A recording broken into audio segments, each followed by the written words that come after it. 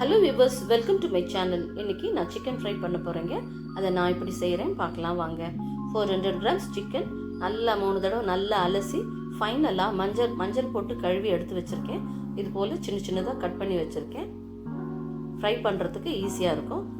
இதில் நான் கடை மசாலா எதுவும் ஆட் பண்ண போகிறது இல்லைங்க. ஃபுட் கலர் எதுவுமே ஆட் பண்ண போகிறதில்ல. வீட்டு மசாலா வச்சு தான் நம்ம சிக்கன் ஃப்ரை பண்ண போகிறோம். இப்போ என்ன மசாலாலாம் பார்க்கலாம். 1 tablespoon ginger garlic paste, 1/4 teaspoon மஞ்சள் பொடி,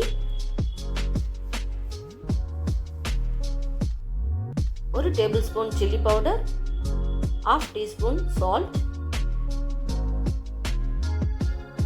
கொத்தமல்லி ஃபைனாக சாப் பண்ணி வச்சுருக்கீங்க, அதையும் இதோட சேர்த்துடலாம். நல்ல சூப்பர் ஃப்ளேவர் கொடுக்கும். 2 டேபிள் ஸ்பூன் கார்ன்ஃப்ளவர் நல்ல ஹீப்பாக எடுத்துக்கலாம். இப்போ இந்த மசாலா எல்லாத்தையும் சிக்கனில் நல்லா பெசரி விட்டுறலாம். நல்லா மிக்ஸ் பண்ணலாம். நல்லா மிக்ஸ் பண்ணணும். இப்போ இந்த ஸ்டேஜில் நல்லா மிக்ஸ் பண்ணியாச்சு. இப்போ இந்த ஸ்டேஜில் ஒரு முட்டையை உடைச்சி ஊற்றிக்கலாம். இது பைண்டிங் பர்பஸ்க்காக இந்த எக்கை நம்ம சேர்க்குறோம். ஸோ இந்த எக்கையும் நல்லா மிக்ஸ் பண்ணணும். எல்லா சிக்கன்லேயும் நல்லா கோட் ஆகிற மாதிரி நல்லா பெசரி விட்டுடலாம். இது ஒரு 1/2 hour அப்படியே ரெஸ்ட்டில் விட்டுடலாம். நல்லா மேரினேட் ஆகட்டும். இப்போ 1/2 hour ஆயிடுச்சு. இப்போ இந்த சிக்கன் நல்லா ஊறி இருக்கு. இப்போ நம்ம ஃப்ரை பண்ணுறதுக்கு ரெடி. இப்போ ஸ்டவ்வில் பேனை வச்சு 4 டேபிள் ஸ்பூன் எண்ணெய் விட்டுக்கலாம்.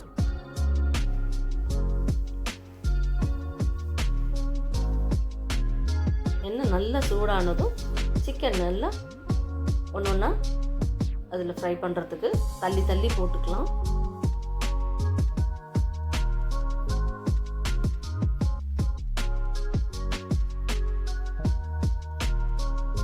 ரெண்டு பேட்சாக நான் ஃப்ரை பண்ணுறேங்க.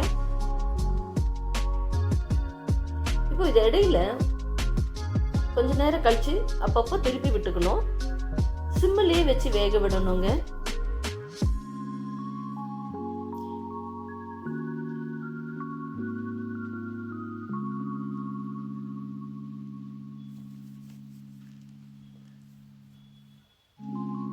இடையில அப்பப்போ திருப்பி விட்டுக்கிட்டே இருக்கணும்.